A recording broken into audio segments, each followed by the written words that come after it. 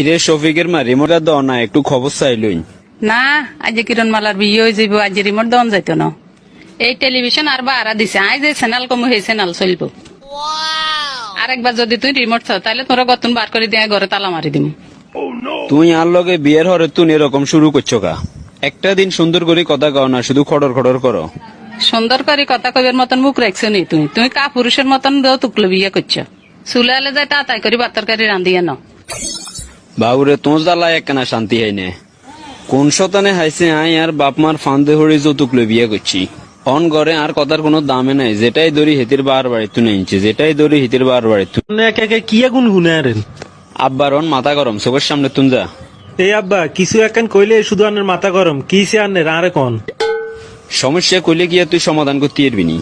হায় রে আব্বা আনে আরে কইছেন না। আব্বা জীবনে এক মস্ত বড় ভুল করছি, তোর মারে বিয়ে করার সময় কটে যৌতুক লইছি। এই যৌতুকের খোঁটা আয় আজীবন হুনন লাগের, ঘরের কাজ কাম জ্ঞান পর্যন্ত আয় করন লাগের। হায় রে আব্বা এই ব্যাপার নি, যৌতুক লইছেন দেখতে এখন অন আসেনি, তাইলে আর বিয়ের টাইমে খরচ করুম।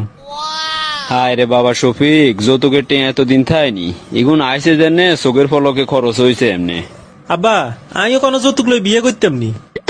খবরদার, আব্বা যে ভুল করছি এ ভুল তোরে করতাম দিতেন না। আজীবন জ্বলবি যদি যৌতুকের খাতাত নাম লেখাস। বোন নামে যদি পুরা বাংলাদেশও লিখি দেস নাম হইতো না। ওর বাড়িতুন যদি কই খেরে কিনি আনস, এটা পাহাড় ওই কাড়ে যাবো কই।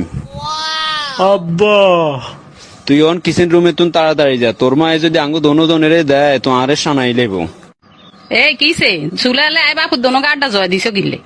না গো, শফিকের মা আড্ডা জোয়াই ন, শফিক আইসে তোরে ঠোকাইবার লাই। টোয়া টুই হরে আনলে এক গেলা শরবত বানাও। মাথাকে কদ্দু চক্কর মারি উঠছিল। পুরা ঘরের কাজ কাম ব্যাগে নাই সামলাইয়ের আর মাথা চক্কর মারে তোর। ওরে আর ফানে স্বামী রে, আয় শরবত মুখে দিমু, তুমি ডোক গিলবে। সাইছে দনজনের কান্না হয়ে যাব। শফিকের মা এটা কথা নি কইলে? কথা ইয়েছে আর ভালো হইতো না। 2 মিনিটের ভিতরে শরবত বানায় আর রুমে লই আয় যাইয়ের। কোন হাফে আইসে আরে আই কিনলে যৌতুক লই বিয়ে করতাম গেলাম, তাড়াতাড়ি শরবত বানাই লই যাই ন, আবার বউ খেফি দেবো কই। তুমি যে আরে এরকম শাসন করো, ঘরের ভিতরে আর মান ইজ্জত কিছু থায়নি কসাইন। তোর ইজ্জত আসেনি, তুই এতুন ভালো মান সম্মান হইতে না। কি আরে শফিকের মা এটা কথা নি কইলে? আই তো লাগছেন তোমরে বিয়ে করে ঠেকিয়ে না গেলাম। আমরাও লাগে যেন মাইয়ে লয় ঠেয়ে গেছি গই। বাপ মা আঙ্গরে বিয়ে দিতে লাগলে এটা দন লাগে ওইটা দন লাগে, হেতে তোমার চাহিদা বাড়ি যায় কেবল। মাফ চাই আল্লাহ তরবে কেনা কইও না রে গাইন। ধর অসহ্য লাগে, রাত থাকতে মেনো করে। শফিক বাবা চলো আমরা দোনো গাছে গাছ তলায় বমু। আব্বা আমি তো কিছু বুঝি না, নে হঠাৎ এই সময় ঘরে তুমি বাড়ি গেলেন, নিশ্চয়ই মাল্লাও ঝগড়া করছেন। বাবা আর কইছে তোর মারে বিয়ের সময় অল্প কটে যৌতুক লইছি, এ খুঁড়া ইয়ে না রে উঠতে কর বইতে কর, এই অশান্তিতে আইয়া থাকতে আমার ইয়ে না করে। আব্বা যৌতুক লই তো অনেকে বিয়ে করছে, আর কেউ তো এরকম অশান্তিতে নাই। হুত মানুষে বাড়তি সুখের আসা যৌতুক লর, আসলে হু দে যৌতুক লই আরো ঘরে ঘরে জ্বলি যার লাগছে মানুষে। এই অশান্তিটা বাইরে তুমি বুঝা যায় না, যেমন আয় যে ঘরের ভিতরে জ্বলি যায় এর এটা কি আর বাইরের মানুষে কইতে পারবো নি? ঠিক এরকম যৌতুক লই মানুষও জ্বলি যার লাগছে, আমরা বাইরে তুমি কইতে পারতেন না।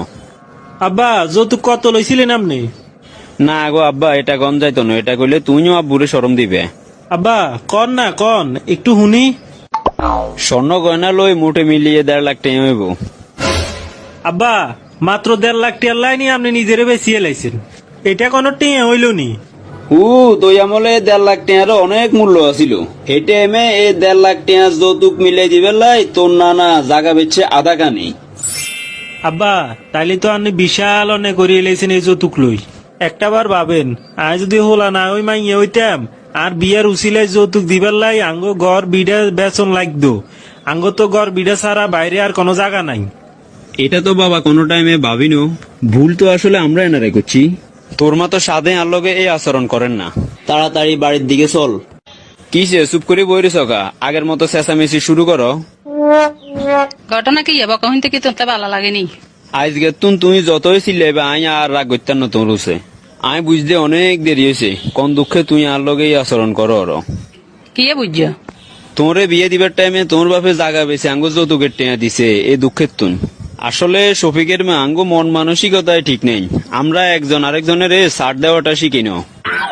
কার হোর বাড়ি তুন কনে কত বেশি লইতো হারে আঙ্গু ভিতরে আসিল হে প্রতিযোগিতা, মানবিক দৃষ্টির বিবেচনাটা আঙ্গু ভিতরে আসিল না। অনেক দেরিতে বুঝছো।